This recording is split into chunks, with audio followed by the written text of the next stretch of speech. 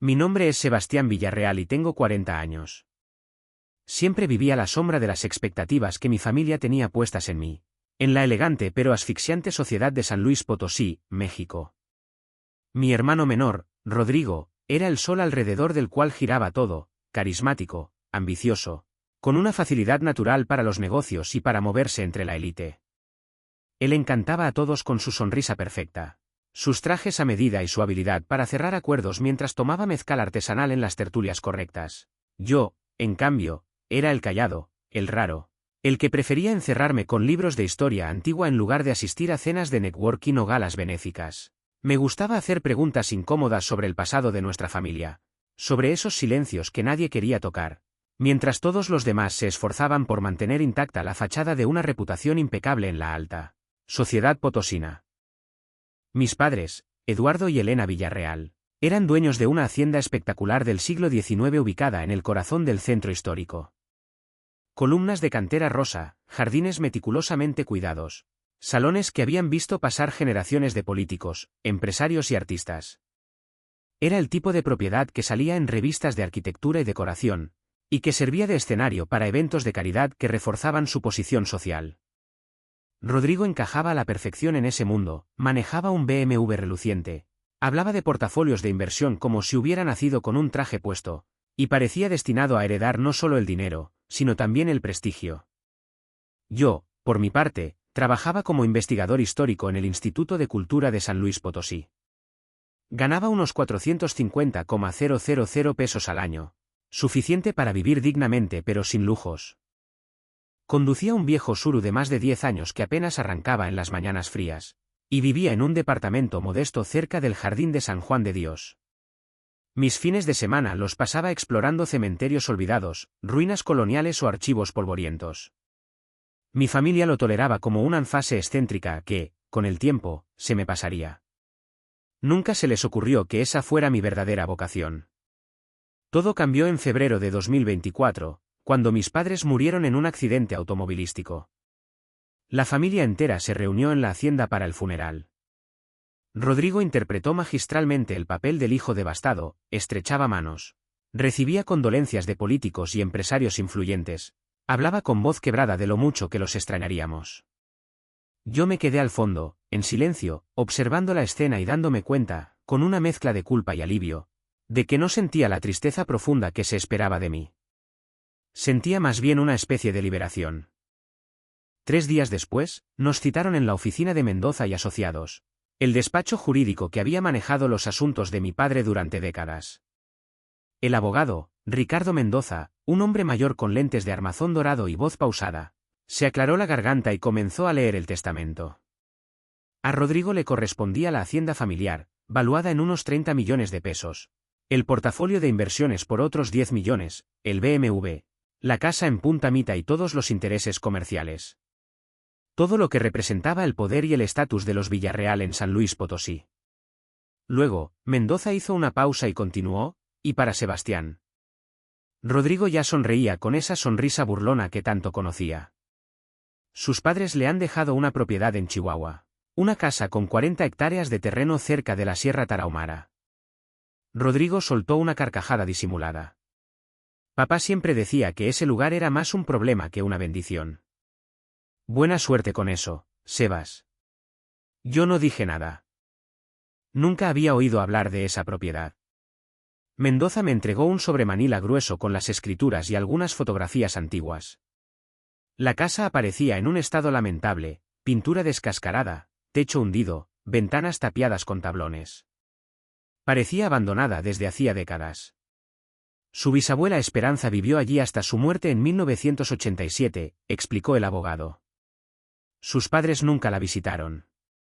La consideraban demasiado remota y costosa de mantener. Rodrigo no pudo contenerse, al menos puedes venderla y sacar algo, aunque dudo que alguien quiera una ruina en medio de la nada. Doblé las escrituras con cuidado y las guardé en el bolsillo de mi saco. Ya veremos, fue lo único que dije.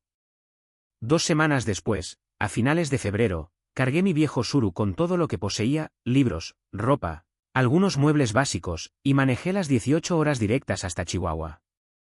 El GPS me guió por carreteras cada vez más estrechas hasta un camino de terracería marcado solo por un buzón, oxidado con el apellido Villarreal apenas legible. La casa era aún peor de lo que mostraban las fotos, las tejas cubrían el suelo como hojas secas. El porche delantero se inclinaba peligrosamente, y el viento silbaba a través de las grietas de las paredes.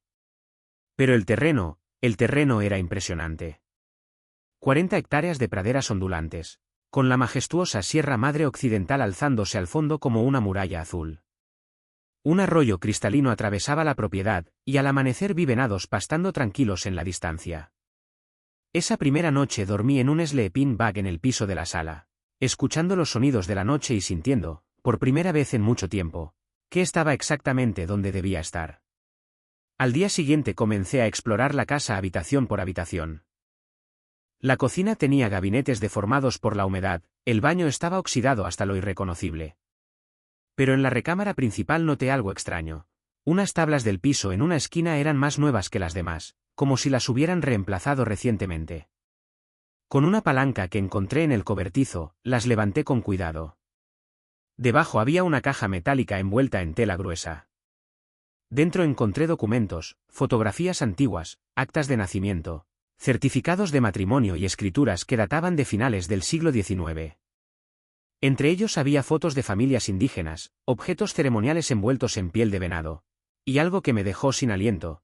Un certificado de matrimonio de 1923 entre mi tatarabuelo Tomás Villarreal y una mujer, llamada Estrella de la Mañana Morales, listada como miembro de la etnia rarámuri. El documento estaba firmado en la misión de Creel, Chihuahua. Me senté en el piso polvoriento y comencé a unir las piezas. Mi bisabuela Esperanza no era solo una pariente lejana excéntrica que había elegido vivir aislada. Era hija de Estrella de la Mañana, mitad rarámuri, lo que significaba que yo también llevaba esa sangre. Había más fotos, Esperanza joven frente a la misma casa, pero en su época de esplendor, con jardines cuidados, ganado y huertos.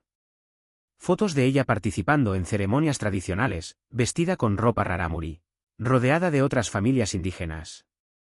Y luego encontré la carta más dolorosa, una escrita en 1955 por mi abuelo, dirigida a Esperanza. En ella le reprochaba haber avergonzado el apellido familiar con sus amigos salvajes y sus conexiones primitivas.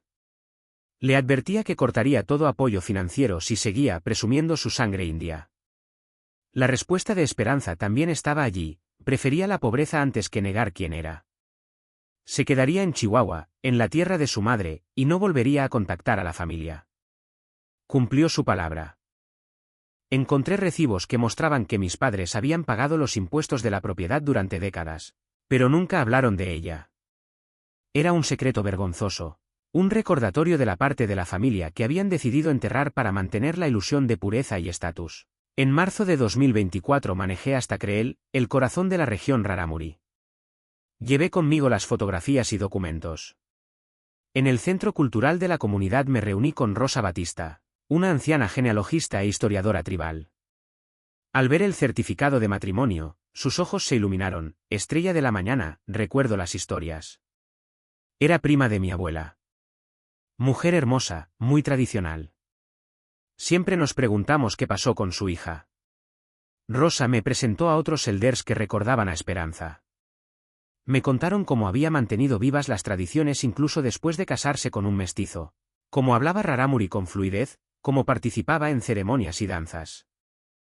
Me hablaron del dolor que sintió cuando su propio hijo rechazó esa herencia. Esperanza solía decir que su nieto regresaría algún día, me confió Rosa. Que la tierra lo llamaría a casa. Pasé semanas, luego meses, en Creel aprendiendo. La comunidad rarámuri me acogió con una calidez que nunca había recibido de mi propia sangre. Me enseñaron artesanías tradicionales, me compartieron historias sobre Estrella de la Mañana y Esperanza, me ayudaron a entender el significado profundo de esas 40 hectáreas. No eran una propiedad cualquiera, formaban parte de un terreno ancestral de la familia de Estrella de la Mañana. El arroyo era sagrado, las praderas habían albergado ceremonias durante generaciones. Esperanza había sido su guardiana, y ahora esa responsabilidad recaía en mí. Regresé a la casa en mayo de 2024 con una nueva visión. Esto no era un desecho familiar, era el verdadero corazón de nuestro legado. La parte que habían ocultado por vergüenza. Mientras tanto, Rodrigo no dejaba de llamar, preguntando cuándo pondría la propiedad en venta.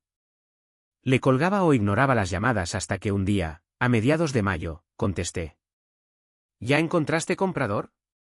Tengo un contacto que podría darte 600,000 pesos si tienes suerte, dijo con tono condescendiente.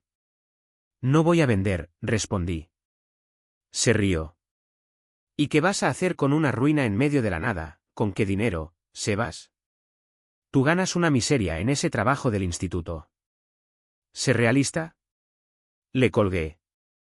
Fue la primera vez que le colgué a alguien de mi familia. Apagué el teléfono y me dediqué por completo a la restauración. Tenía solo 150,000 pesos ahorrados, pero no estaba solo. La comunidad Rarámuri me adoptó. Rosa me conectó con artesanos expertos, Santiago Morales, maestro carpintero, que trabajó en la estructura a cambio de que documentara sus técnicas ancestrales, María Batista, que diseñó jardines con plantas medicinales nativas. Usamos métodos tradicionales siempre que fue posible, honrando la forma en que Estrella de la Mañana y Esperanza habían vivido.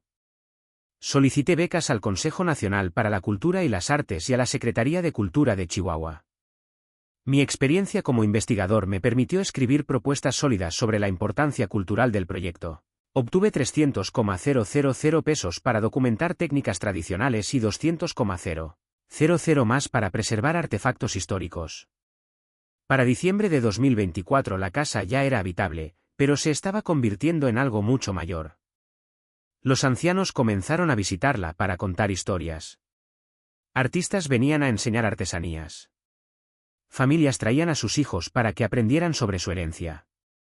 Creé un blog llamado Reclamando Estrella de la Mañana donde documentaba todo, fotos del proceso, transcripciones de relatos orales, investigaciones genealógicas. El blog empezó a viralizarse en enero y febrero de 2025. Comunidades indígenas de todo México lo compartieron.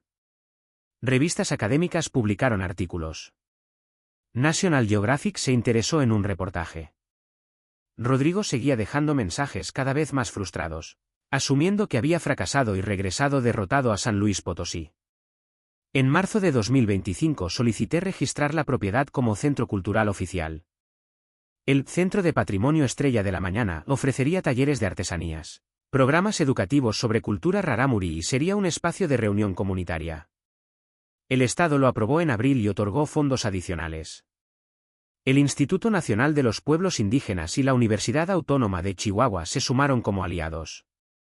Contraté personal de la comunidad, Rosa como directora cultural, Santiago enseñando carpintería tradicional, María desarrollando programas de medicina herbal y agricultura sustentable. La gran inauguración fue en junio de 2025. Más de 300 personas asistieron, líderes tribales, funcionarios, académicos. Los medios locales y estatales cubrieron el evento. Entonces empezaron las llamadas de San Luis Potosí, reporteros preguntando sobre la herencia indígena, de los Villarreal. Investigadores genealógicos. Documentalistas. Rodrigo llamó gritando al día siguiente, ¿qué has hecho? Nos has avergonzado a todos. Clientes preguntan, el club de golf murmura, las amigas de mamá evitan a Patricia. Lo único vergonzoso, le respondí con calma, es cuánto nos esforzamos por pretender que somos algo que no somos. Colgué de nuevo. El centro siguió creciendo. En julio organizamos nuestro primer festival anual con más de 800 visitantes. Radio Educación y Canal 11 lo cubrieron. México Desconocido publicó un reportaje extenso titulado La casa que construyó la memoria, con una foto mía de página completa vistiendo una camisa tradicional rarámuri. El artículo se viralizó. El hashtag #reclamando Estrella de la Mañana fue tendencia. Comunidades indígenas de todo el país compartieron sus propias historias de negación y reclamo. El periódico de San Luis Potosí reimprimió el artículo con un título que no dejó lugar a dudas. Hijo de prominente familia potosina abraza herencia indígena. Mencionaba nombres, direcciones, todo. Rodrigo llamó esa misma tarde, ahora con voz tensa y casi suplicante, Sebas, esto afecta a los negocios. La gente pregunta ¿a qué quieres, dinero, parte de la herencia? No quiero nada de ti, le dije. Nunca lo quise. Desde entonces no ha vuelto a llamar. Hoy, en diciembre de 2025, el Centro de Patrimonio Estrella de la Mañana ha recibido más de 10,000 visitantes. Es financieramente autosustentable gracias a talleres, donaciones y alianzas universitarias. Me han ofrecido cátedras, conferencias internacionales, colaboraciones con museos en Estados Unidos. Estoy escribiendo un libro que publicará la UNAM el próximo año. Hace unas semanas llegó una carta del abogado Mendoza. Rodrigo intentó impugnar el testamento, alegando que la propiedad había sido subvaluada. Mendoza rechazó la pretensión y, de paso, me felicitó por lo logrado. No respondí. No hace falta. La casa que me dieron como insulto se convirtió en la base de un legado que perdurará generaciones. La mejor venganza no es destruir al otro, es construir algo tan hermoso, tan auténtico y tan poderoso que la pequeñez de quienes te menospreciaron quede al descubierto por sí sola. Cada día ayudamos a más personas a investigar sus raíces ocultas, a conectar con comunidades que creían perdidas, a abrazar las partes de sí mismas que les enseñaron a esconder. Y así, poco a poco, vamos sanando heridas que llevan siglos abiertas.